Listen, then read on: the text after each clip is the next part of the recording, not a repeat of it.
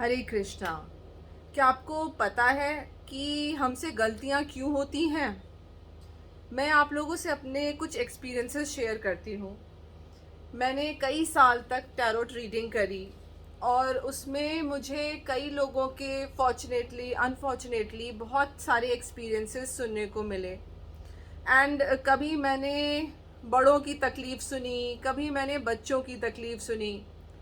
और अपने एक्सपीरियंसेस से भी लाइफ में जो मैंने किए, मुझे पता चला कि लोगों से बहुत सारी गलतियां हो जाती हैं।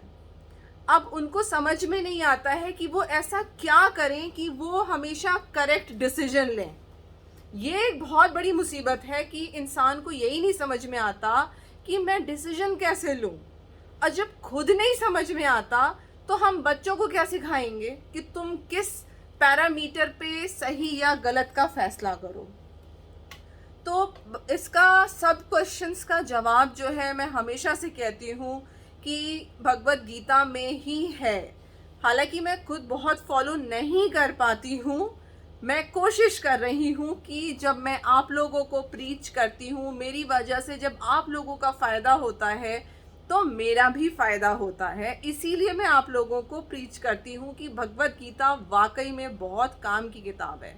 तो चलिए अब देखते हैं और सुनते हैं कि भगवान कृष्ण क्या टिप्स दे रहे हैं कि हम क्या करें जो हमसे गलत डिसीजंस ना हो। आपको पता होगा कि जो हमारे सेंसेस हैं, हमारी इंद्रियां हैं, ये 5 इंद्रियां मेन हमारी हैं। हमारी आंखें जिनसे हम अच्छा या गलत देखते हैं, कान जिनसे अच्छा या खराब सुनते हैं, हमारी जबान जिससे हम गलत बोलते हैं या अच्छा बोलते हैं, हमारे स्पर्श जो है, हम ये सब क्या है, आपने पढ़ा होगा ना 5 सेंसेस ईवीएस में। तो ये जो 5 सेंसेस हैं, हमारी इंद्रियां हैं, ये हमको सही या गलत डायरेक्शन में खींच करके लेके चली जाती हैं और हम अनियंत्रित रूप से उनके पीछे चले जाते हैं। तो अब करना क्या है, भगवान कृष्ण चैप्टर 2 में एक्सप्लेन करते हैं, हे अर्जुन, इंद्रियां इतनी प्रबल तथा वेगवान हैं कि वे उस विवेकी पुरुष के मन को भी बलपूर्वक हर लेती हैं जो उन्हें वश में करने का प्रयत्न करता है। कृष्णा क्या कह रहे हैं? The senses are so strong and impetuous, O Arjun, that they forcibly carry away the mind even of a man of discrimination who is endeavorous to control them. जितने भी ऋषि मुनि थे, विश्वामित्र वगैरह थे, वो भी क्यों बहक गए, क्यों उनसे गलतियां हो गई? क्योंकि वो अपनी इंद्रियों को कंट्रोल नहीं कर पाए।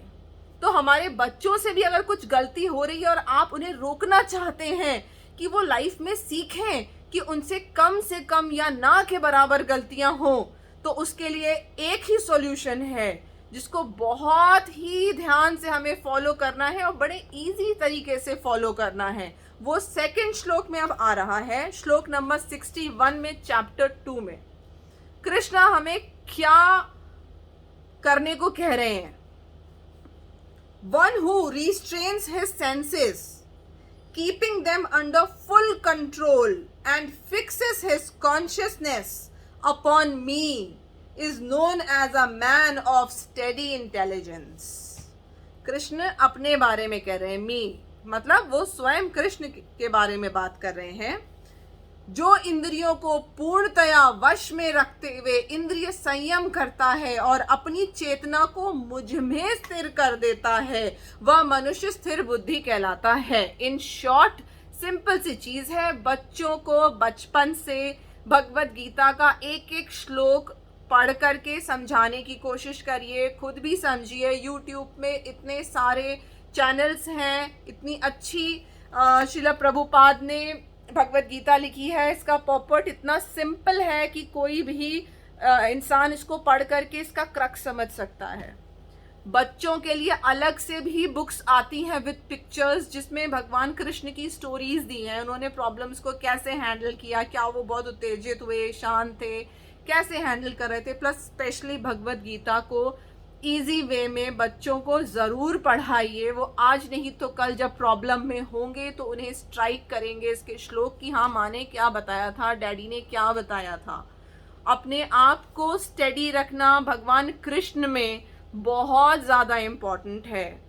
हमारा लीडर जैसा होता है, हमारे खुद के संस्कार वैसे होते हैं। सिंपल सी चीज़ है, आजकल के एक्टर और एक्ट्रेसेस को जो अपना रोल मॉडल बनाता है वो वैसे ही बिहेव करता है। तो वैसे ही अगर भगवान कृष्ण को आपने अपने बच्चों का लीडर बचपन से बना दिया, बचपन से रोल मॉडल बना दिया, बचपन से उनका हीरो भगवान कृष्ण हुए, तो भगवान कृष्ण ने जो भगवत गीता में कहा है वो बच्चों के लिए फॉलो करना मुश्किल नहीं होगा। और जिस तरीके के हनी ट्रैप्स आजकल हर जगह फैले हुए हैं, आपके बच्चे कभी नहीं गिरेंगे उसमें। आप खुद भी कभी बेवकूफ़ किसी के द्वारा नहीं बनाए जा पाएंगे, इस बात को समझिए। कैसे भगवत गीता को धीरे धीरे बहुत ही स्लो पॉइजन की तरह, स्लो अमृत की तरह एम्बाइब करिए और आप देखिएगा कि आपको अपने आप डायरेक्शन मिलेगा क्या करना है क्या नहीं करना है का। हरे कृष्णा।